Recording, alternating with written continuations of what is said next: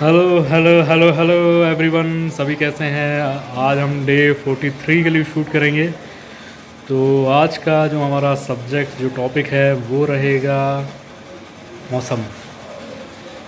ये जो हम छह ऋतुएं समझते हैं, जो जानते हैं हम, जिसके बारे में जैसा कि ग्रीष्म ऋतु, वर्षा ऋतु, शीत ऋतु, हेमंत ऋतु और कौन कौन सी ऋतुएं होती हैं। तो छह ऋतुएं, बसंत ऋतु होती है, हेमंत ऋतु होती है, आपका शीत ऋतु, शरद ऋतु भी बोलते हैं जिसको। शायद मैं एक भूल रहा हूँ। तो इन ऋतुओं के जो खास प्रभाव रहे हैं, अ, उसके मतलब अगर किसी जल जलवायु या भूमि की जो प्रॉपर मतलब जो जगह हैं, जैसे कि हम इंडिया में देखते हैं तो हमारे यहाँ चारों पांचों छह ऋतुएं हम देख पाते हैं। दूसरी कंट्रीज़ में जहाँ सिर्फ ठंड ही वो देखते हैं, तो इनका कितना प्रभाव पड़ता है ये हम अच्छे से समझते हैं, हम अच्छे से जानते हैं। जैसे आप रंग देख लीजिए, लोगों की बॉडी का रंग, लोगों की बॉडी की बनावट तक चेंज हो जाती है छोटी चीज़ों में। तो ह्यूमन रेस जो रही है, और जब वो अपने उसमें वर्क करती है, मतलब कि अपने हिसाब से जीवों पे काम करती है, तो उसका प्रभाव जानवरों, इंसानों, पक्षियों, यहाँ तक कि पेड़ पौधों, ज़मीन, हर जगह पड़ जाता है। क्योंकि कई जो, जैसे हम देखते हैं कई सब्जियां, कई फल जो हैं वो अलग टेम्परेचर पे, वो अलग जगहों पर ही पाए जाते हैं। वो हर जगह नहीं लगाए जा सकते, ना हर जगह मिलेंगे, वो सर्वाइव नहीं कर पाते।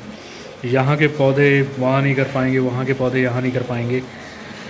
जैसे आपने सी बकथॉर्न का नाम सुना होगा, -40 डिग्री टेम्परेचर पे वो पैदा होता है, उसकी पैदाइश होती है। वैसे ही अपने यहाँ जो नॉर्मल, हम जो जिस एरिया में रह रहे हैं, यहाँ के माहौल, यहाँ के टेम्परेचर, यहाँ की जलवायु के हिसाब से हम अपनी चीज़ों को खाते हैं, पीते हैं, और यही हमें सूट करता है। अगर हम कहीं बाहर से उठा के कोई चीज़ें जो हमारे क्षेत्र की नहीं हैं, ठीक है, अगर उन्हें भी अगर हम कंज्यूम करते हैं तो उनसे हमें नुकसान ही है, फ़ायदा नहीं होगा। थोड़ी मात्रा में हम खाते हैं, थोड़ी मात्रा में हमारे लिए वो चीज़ें अच्छी हो सकती हैं, लेकिन वो चीज़ें उन चीज़ों के लिए हम नहीं बने हैं। तो ऐसा रहता है। तो जलवायु का बहुत ही प्रभाव होता है अलग अलग जगहों पर।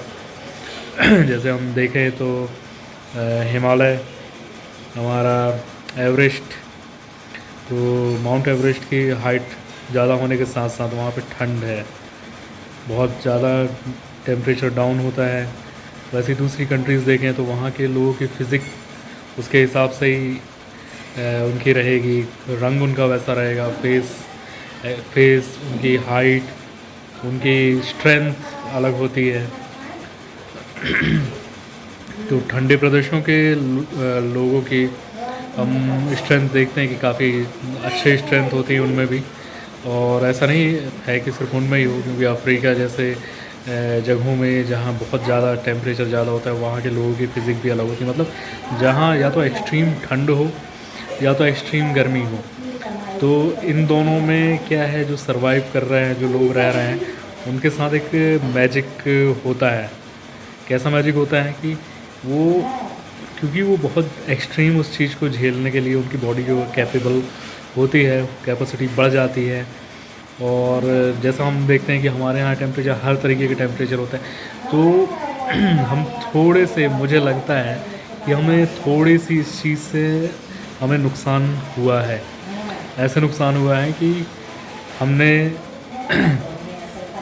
हमने तीनों चारों मौसम देखते हैं, तो हमारी बॉडी भी हर चीज़ को अडॉप्ट नहीं कर रही है, हर चीज़ के हिसाब से प्रिपेयर नहीं हो पाती हर मौसम के हिसाब से। वहीं सिर्फ एक मौसम झेलने वाला जो सिर्फ ठंड झेल रहा है, एक्सट्रीम ठंड, ठीक है, उनके अंदर एक कैपेसिटी विकसित हो जाए। जैसे हम कोई चीज़ के लिए मेहनत करते हैं तो करत करत अभ्यास से जड़मति होए सुजान, जैसा कहा जाता है कि मेहनत करो, एक ही चीज़ करो, करते रहो करते रहो करते रहो। जैसे कि पुशअप से स्टार्ट करें, पुशअप्स करते करते करते करते ये मजबूत होंगे, ठीक है, हमारे हाथ मजबूत हो जाएंगे, हमारे शोल्डर, हमारे ये। अगर मैं कभी करता हूँ, कभी नहीं करता, कभी एकदम रिलैक्स हो जाऊँ, कभी बहुत एक्सट्रीम मेहनत कर लूँ, उससे क्या है, ये उल्टा वीकनेस आएगी, इसमें वीक होगा, ठीक है। वहीं अगर मैं कंटिन्यू एक ही चीज़ इसी से पुशअप्स करता रहूँ, सालों साल करता हूँ, तो ये मजबूत होगा। तो ऐसे क्या होता है कि जो बहुत एक्सट्रीम ठंड में रह रहे हैं तो वो एक अलग तरीके से इवॉल्व हो जाते हैं, वैल्यूएशन अलग होगा। वैसे ही बहुत ज़्यादा गर्मी में रह रहा है तो उसके साथ कुछ अलग होगा, रंग डार्क हो गया गर्मी में रहने वाले का। फिजिक देखो उनकी काफ़ी अच्छी हाइट, काफ़ी स्ट्रॉन्ग बॉडी होती है। वैसे ही ज़्यादा ठंड में रहने वालों के साथ भी ऐसा ही है कि बहुत ज़्यादा ठंड में रह रहे हैं तो बहुत बॉडी उनकी उसी हिसाब से बहुत मजबूत, ठंड को झेलने लायक मजबूत वैसी बन गई है। उसी का हम रिज़ल्ट देखते हैं ओलंपिक में, उनके उनके मेडल्स, कितने ज़्यादा मेडल उठा के लाते हैं। तो ये मेरा मतलब मेरी सोच समझ है इतना, जहाँ तक मैंने समझा। तो आपकी भी कुछ हो तो आप बता सकते हैं इसी वीडियो के कमेंट बॉक्स में। तब तक फिर आपसे मिलता हूँ, तब तक बाय।